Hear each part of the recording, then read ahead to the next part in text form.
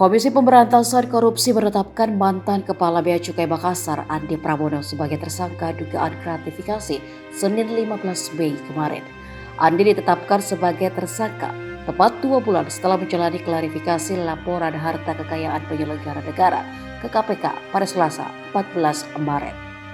Ia menyusul Rafael Alun Trisambodo, sesama PNS di Kementerian Keuangan yang lebih dulu ditetapkan tersangka pada April lalu.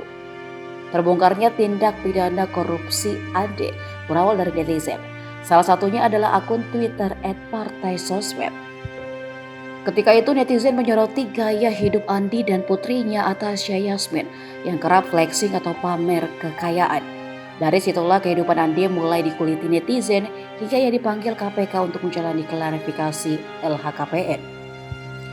Andi diketahui memiliki kekayaan sebesar 13,7 miliar rupiah. Hal itu menuai sorotan sebab gaji seorang pejabat eselon 3 Bea Cukai paling rendah 3 juta rupiah dan tertinggi 5,9 juta rupiah per bulannya. Nasib sial Andi belum usai. Setelah ditetapkan sebagai tersangka, Andi langsung dicopot dari jabatan Kepala Bea Cukai Makassar.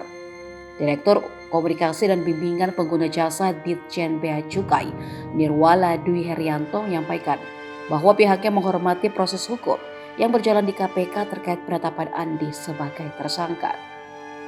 Nasib Andi terbilang serupa dengan perjalanan kasus hukum yang dihadapi Rafael Alun Trisambodo yang sudah ditetapkan sebagai tersangka dugaan tindak pidana pencucian uang. Keduanya ditetapkan sebagai tersangka oleh KPK bermula dari ulah sang anak. Bedanya, putra Rafael, Mario Dandi Satrio terjerat hukum karena menganiaya pemuda berinisial D. Akibat perilaku Mario, netizen pun menyoroti harta kekayaan Rafael yang dianggap tidak wajar.